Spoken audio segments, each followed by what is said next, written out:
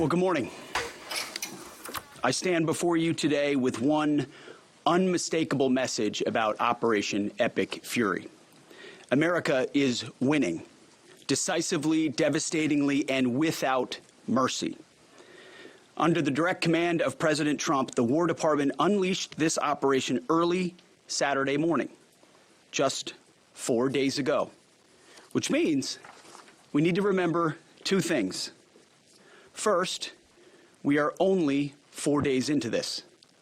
Metrics are shifting, dust is settling, and more forces are arriving. It's very early, and as President Trump has said, we will take all the time we need to make sure that we succeed. Second, we are only 4 days into this, and the results have been incredible. Historic, really. Only the United States of America could lead this, only us. But when you add the Israeli Defense Forces, a devastatingly capable force, the combination is sheer destruction for our radical Islamist Iranian adversaries. They are toast, and they know it. Or at least, soon enough, they will know it. And we have only just begun to hunt, dismantle, demoralize, destroy, and defeat their capabilities, just 4 days in. Starting last night and to be completed in a few days, in under a week, the two most powerful air forces in the world will have complete control of Iranian skies, uncontested airspace. I hope all the folks watching understand what uncontested airspace and complete control means. It means we will fly all day, all night, day and night, finding, fixing, and finishing the missiles and defense industrial base of the Iranian military, finding and fixing their leaders and their military leaders, flying over Tehran, flying over Iran, flying over their capital, flying over the IRGC, Iranian leaders looking up and seeing only U.S. and Israeli air power every minute of every day until we decide it's over. And Iran will be able to do nothing about it. B-2s, B-52s, B-1s, Predator drones, fighters, controlling the skies, picking targets. Death and destruction from the sky all day long.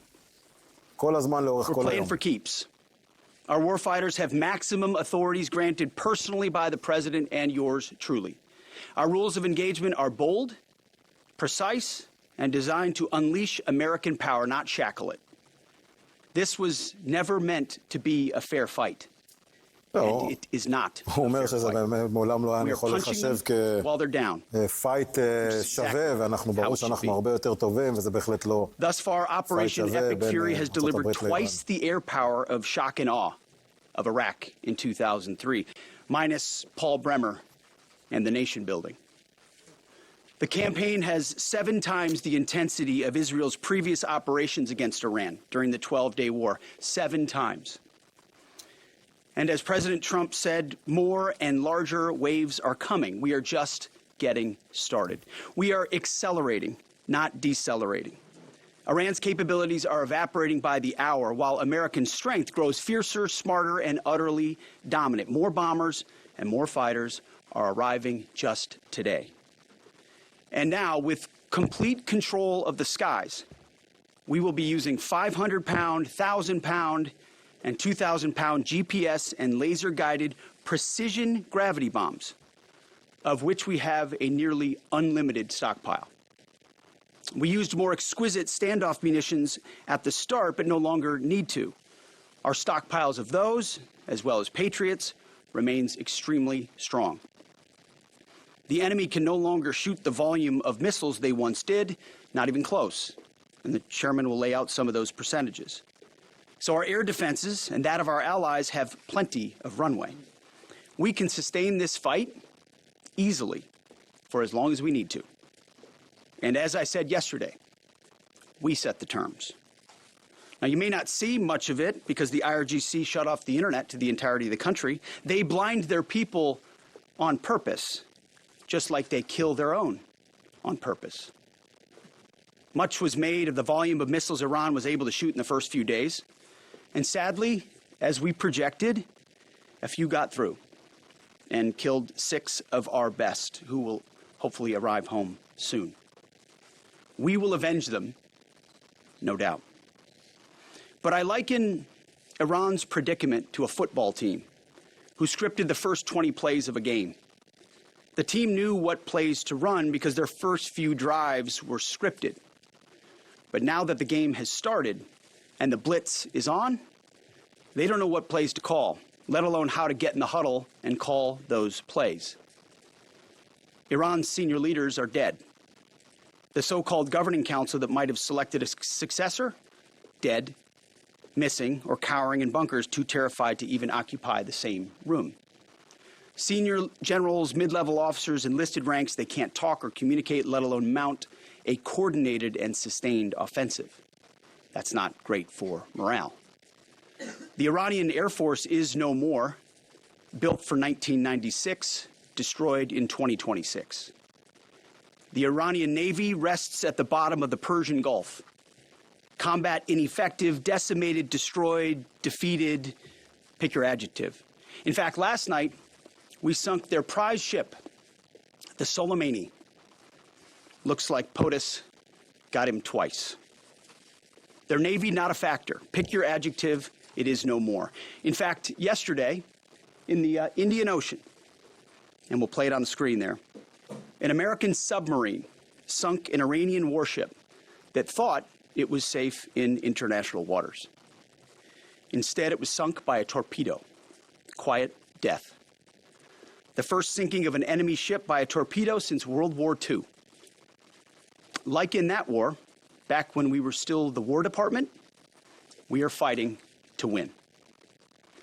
Also, yesterday, the leader of the unit who attempted to assassinate President Trump has been hunted down and killed. Iran tried to kill President Trump, and President Trump got the last laugh. Now, this is not a mission accomplished situation. This is simply a reality check. The combination of U.S. and Israeli intelligence and combat power will control Iran, and will control it soon. Sure, Iran will still be able to shoot some missiles, and still be able to launch one-way attack drones at civilian targets, and their proxies will attempt to attack our embassies, bases, and soft targets. They are terrorists, after all, and they need to target civilians because they can't fight toe-to-toe. But we will find them, and we will kill them. This is what the fake news misses. We've taken control of Iran's airspace and waterways without boots on the ground. We control their fate. But when a few drones get through, or tragic things happen, it's front page news. I get it, the press only wants to make the president look bad, but try for once to report the reality. The terms of this war will be set by us at every step. As I said Monday, the mission is laser focused. Obliterate Iran's missiles and drones and facilities that produce them, annihilate its navy and critical security infrastructure, and sever their pathway to nuclear weapons. Iran will never possess a nuclear bomb, not on our watch, not ever.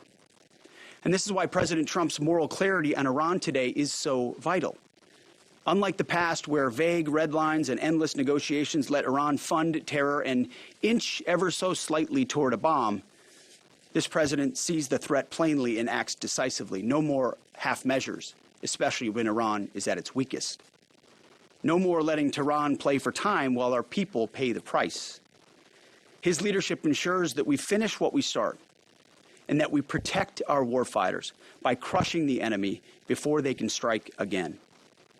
Our offensive operations, refined through months of relentless preparation, are unstoppable. And our defensive efforts are unprecedented. We have from the start put the protection of our troops ahead of everything else. Before we very publicly built up offensive combat power, we quietly ensured that our defensive posture and power was in place. And as we built up offensive combat power, we moved the vast majority of American troops, over 90% of Americans that were on our bases, what we say off the X, out of the range of Iranian fire. Our defensive shield is equally formidable. The most sophisticated air... כן, אנחנו כבר ממשיכים עם שר ההגנה של ארצות הברית, רק נאמר, מסכם בינתיים, הוא קודם כל מדבר על העליונות הגדולה, אין בכלל, לא משחקי כוחות, הוא אומר, בינינו לבין איראן, והוא גם מזכיר את השיתוף פעולה עם ישראל, שזה בכלל מכפיל כוח, ועושה את כל הדברים האלה. אומר כך שר ההגנה, במשמרת שלנו לא יהיה גרעין לאיראן, וגם לא אחר כך, רומז לכך שיצטרכו עשרות בשנים, אם בכלל איראן תוכל לשקם את מה שקורה שם. ואולי הכותרת המרכזית כאן, שעוד אומר כבר בפתח דבריו, שאמר שר ההגנה, אומר את הדברים האלה, אנחנו ממשיכים, מוסיפים עוד כוחות, עד שלא נסיים את המטרות, אנחנו לא עוצרים. אלה דברים שאומר שר ההגנה, שנשיא טראמפ, דונלד טראמפ, נותן לנו את כל הגיבוי לכך, כדי להמשיך בעוצמה ולסיים את הסיפור האיראני. בואו נחזור לדברים.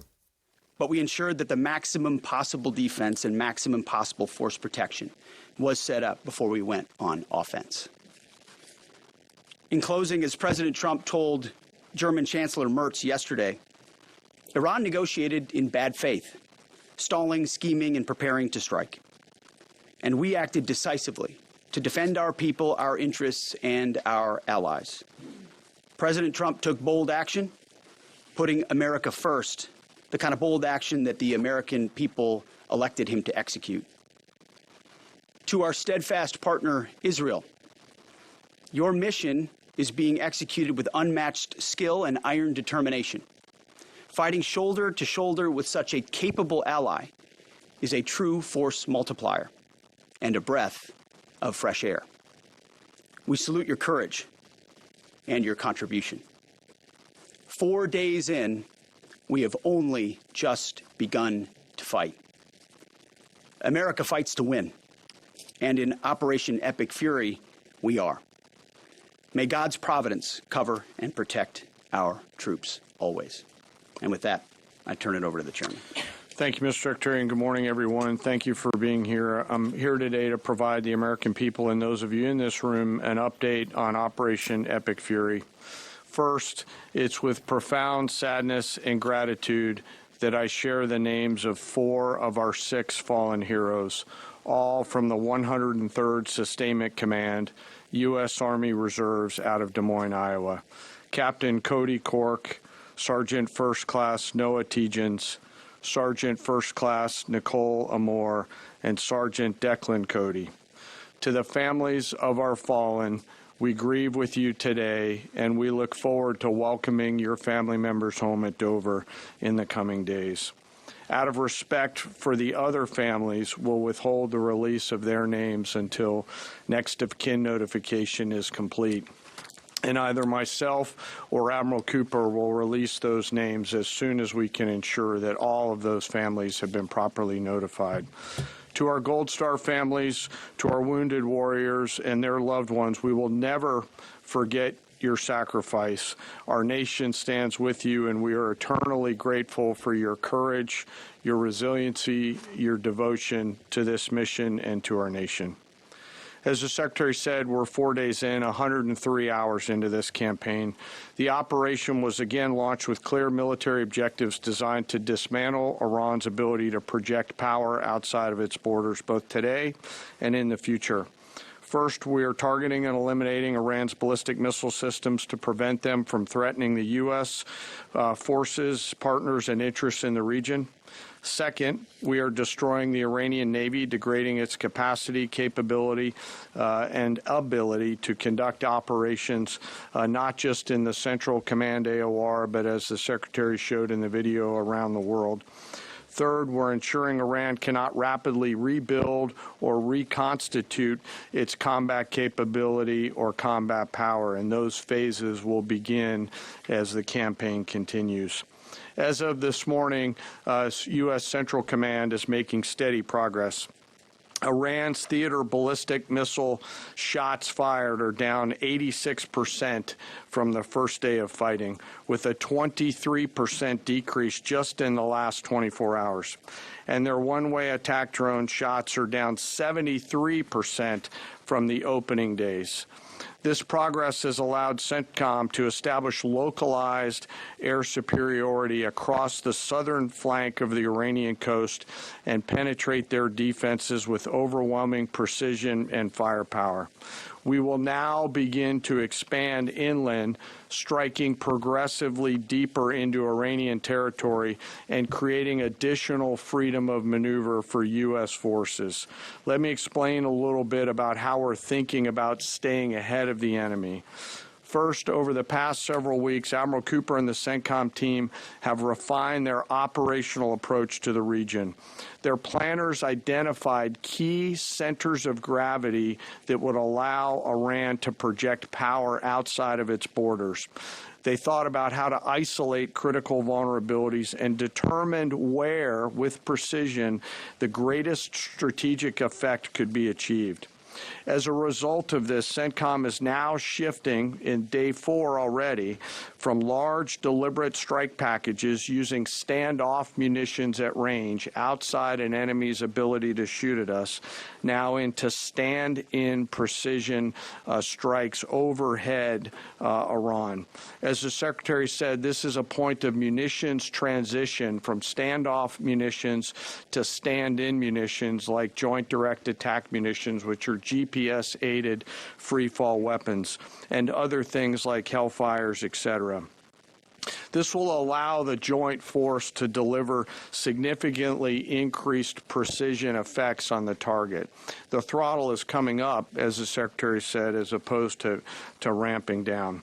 This will allow us to maintain consistent pressure on the adversary over the coming days, disrupt their launch timelines, and impose cost every day around the clock. I know there have been a lot of questions about munitions. We have sufficient precision munitions for the task at hand, both on the offense and defense. But I want to tell you, teammates, as a matter of practice, I don't want to be talking about quantities. And I know there's been a great debate about that, and I appreciate the interest, but just know that we consider that an operational security matter. Let me flip to the map here. Hopefully I don't kill anybody with a laser pointer. As I mentioned earlier, and for you with the camera right there, my friend, I hope I don't ricochet off and hurt you. Over the initial days, the U.S. Joint Forces continued to attack and attrit ballistic missile capabilities as well as integrated air defense capabilities along the southern axis.